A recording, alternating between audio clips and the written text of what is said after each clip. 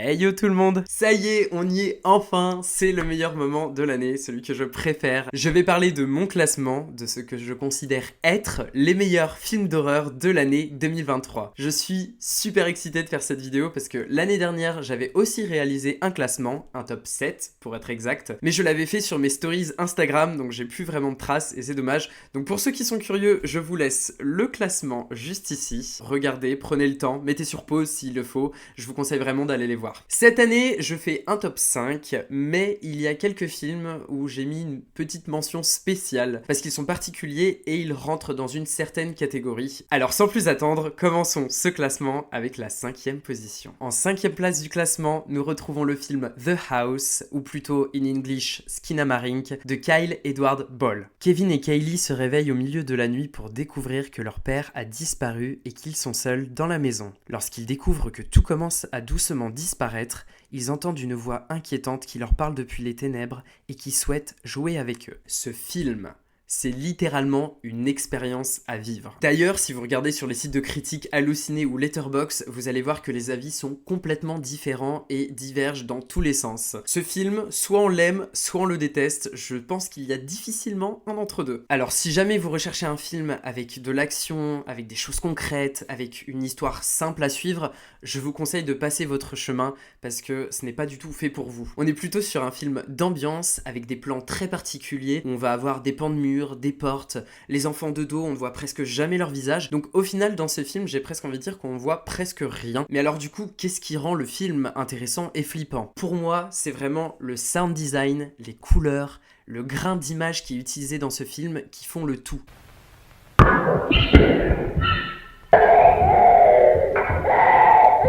On sent que l'horreur, il est vraiment dans l'atmosphère. On ne le voit pas, mais on le ressent. Du coup, c'est plutôt abstrait et ça laisse place à notre imagination, un petit peu comme dans Projet Blair Witch, j'ai envie de dire, pour faire le parallèle. Pour ceux qui n'ont pas vu Projet Blair Witch, c'est un groupe d'étudiants qui va dans une forêt et qui s'y perdent, et on sent toujours qu'il y a une menace autour d'eux, mais on ne voit jamais vraiment face to face quelle est cette menace. Et je trouve que ce principe, qu'on retrouve aussi dans Skinamarink, rajoute encore plus de pression parce que on laisse l'imagination faire et ça nous fait peut-être même plus peur que quand on voit directement le danger en face. Alors je pense que manifestement ce film ne satisfera pas tout le monde. Ce n'est pas un film à regarder entre amis pour mettre de l'ambiance. C'est un film d'ambiance par contre à vraiment regarder posé. Pour expérimenter à fond ce film, je vous conseille de le regarder dans le noir le plus total. Mettez un bon casque ou une bonne enceinte avec un bon son, vous éteignez votre portable, vous le mettez de côté et vous allez carrément atterrir sur une autre planète. J'adore ce film parce qu'il change complètement des films cucu et clichés qu'on a l'habitude de voir dans les films d'horreur et on retrouve vraiment une direction artistique unique et des choix qui ne plairont pas à tout le monde mais qui sont pour moi vraiment réussis. En 4e position du classement, nous retrouvons Scream 6 de Matt Bettinelli-Olpin et Tyler Gillett. Désolé messieurs les réalisateurs si j'écorche vos noms. Après avoir survécu aux attaques de Ghostface, Samantha et Tara quittent Woodsboro et entament un nouveau chapitre de leur vie à New York. Mais dans une ville aussi grande que celle-ci,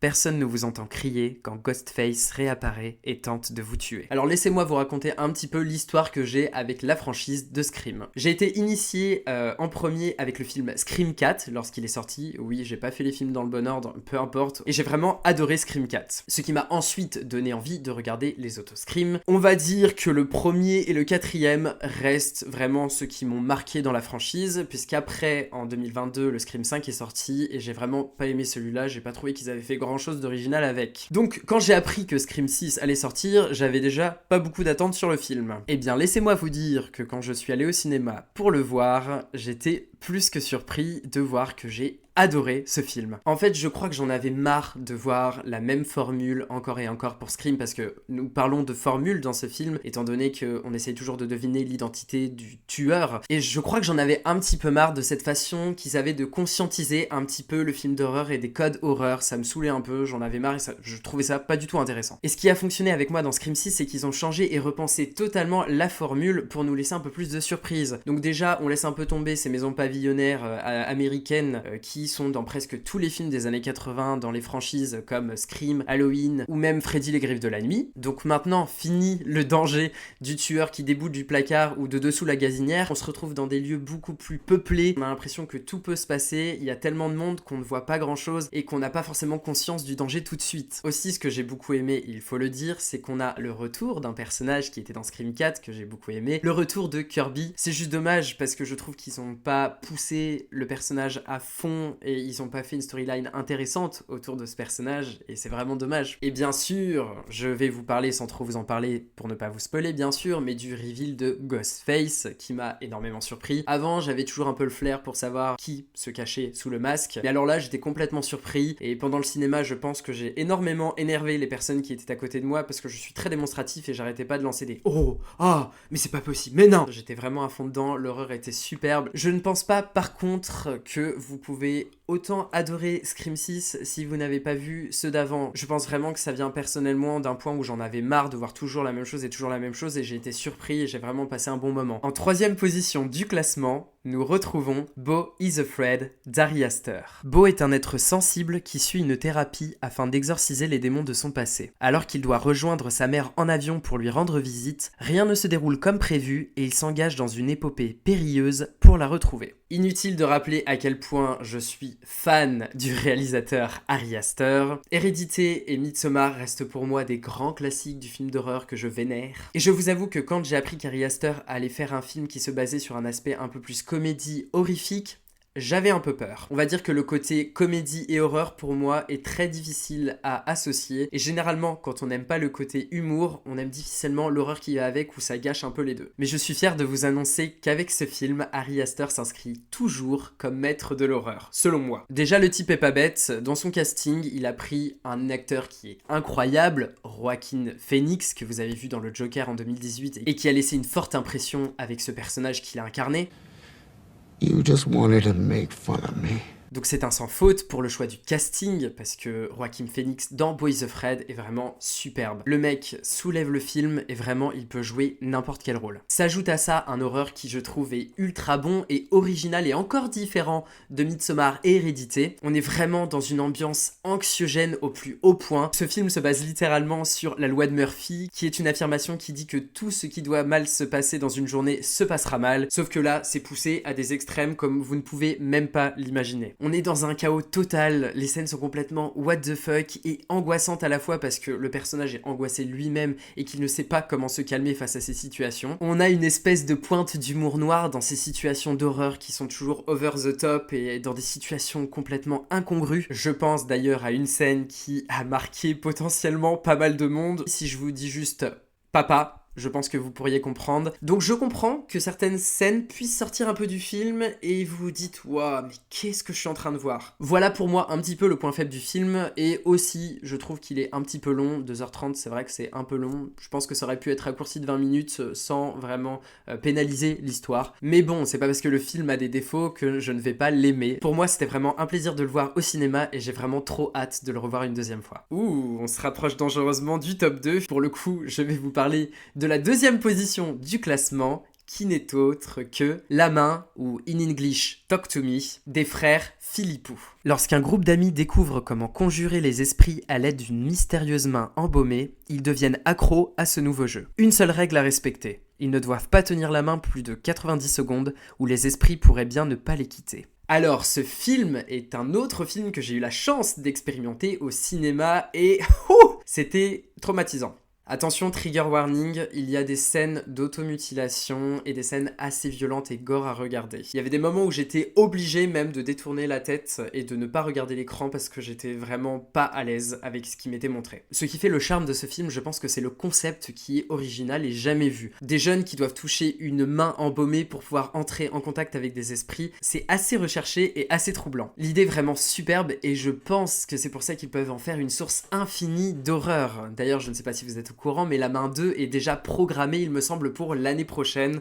Donc j'ai trop hâte de voir le 2. On a des acteurs qui jouent bien, on a des scènes d'horreur qui sont vraiment frappantes, avec des scènes qui se lient un petit peu avec du paranormal et des jumpscares des fois qui sont vraiment glaçants. Ce qui réussit aussi avec ce concept, c'est le commentaire social qui est associé, notamment avec ce côté addiction de ce jeu qui est un peu malsain. C'est drôle parce que ce film, j'ai vu, a été souvent comparé dans la communauté film d'horreur au film Hérédité. Décidément, j'arrête pas d'en parler, mais je pense voir un petit peu ce que les gens veulent dire parce qu'on retrouve un côté assez dramatique. Pour moi, ce n'est pas juste un film d'horreur, c'est à moitié de l'horreur, à moitié du drame, et c'est ce qui, je trouve, rend le film très intéressant. J'adore voir des films qui proposent plein de genres différents, qui peuvent nous faire passer un petit peu par tous les états, non seulement la peur, mais du rire, des larmes, etc. Et je pense effectivement que le côté dramatique et horrifique est vraiment bien réalisé. Et enfin, le moment fatidique, le film que je considère être le meilleur film d'horreur de l'année 2023. Je pense d'ailleurs que certaines personnes ne seront pas d'accord, mais c'est pas grave, on a tous des avis différents et c'est totalement subjectif. En première position, nous retrouvons le film Traqué ou en anglais No One Will Save You de Brian DeField. Bryn Adams est une jeune femme créative et talentueuse rejetée par sa communauté. Une nuit, elle est réveillée par d'étranges bruits provenant d'intrus extraterrestres qui, en plus de menacer son futur, l'amèneront à affronter son passé. Bon, je sais exactement ce que vous pensez. En écoutant ce synopsis, vous dites, pas très original, des invasions extraterrestres, on en a vu à l'appel et par milliers. Eh bien, laissez-moi vous dire que ce film est la preuve qu'on peut faire des films superbes, incroyables, à base d'idées absolument pas originales. En fait, même en regardant l'apparence des extraterrestres dans ce film qui, on va pas se mentir, ne casse pas trois pattes à un canard, c'est absolument pas original, c'est des aliens, ce qu'on a vu de plus basique, et ce qui est étrangement bizarre, c'est que ça fonctionne complètement. Le point fort du film et ce qui est irréprochable, c'est qu'on ne sait jamais ce qui va se passer par la suite. Et je trouve que c'est vraiment une prouesse, surtout pour un film qui a très peu de personnages. On suit surtout le personnage de l'actrice principale que j'adore, je ne sais pas si vous la connaissez, c'est Caitlin Dever. Elle a joué notamment dans Booksmart, qui est une de mes comédies préférées, c'est vraiment déjanté, allez le regarder, je vous le conseille. I missed you. I missed you so much. Been one night. Et en dehors du fait qu'il n'y ait pas beaucoup de personnages, il y a très peu de dialogue aussi. Donc on est vraiment sur deux grosses prises de risque parce qu'on se dit qu'on pourrait vraiment s'ennuyer. Et pourtant, non. Et c'est ça que je trouve fascinant avec ce film, c'est qu'on arrive à être complètement dedans, à être fasciné par cette histoire, alors qu'il y a déjà peu d'éléments de base. Pour tout vous avouer, je pense que si j'ai classé ce film si haut, c'est par sa multitude de genres qu'on retrouve dans le film. On a donc de l'horreur, mais on a aussi du drame, on a un côté fantastique, science-fiction, et on a quelques pointes d'humour. Et c'est généralement ce que je recherche dans des films qui sont complets, des films qui me font traverser plusieurs émotions, et avec ce film, c'était complètement réussi. Je vous avoue même qu'à la fin, j'ai versé ma petite larme. Et oui, je suis sensible. C'est drôle en plus parce que ce film, j'en attendais absolument rien parce que je ne savais même pas qu'il existait avant de le voir sur Disney+.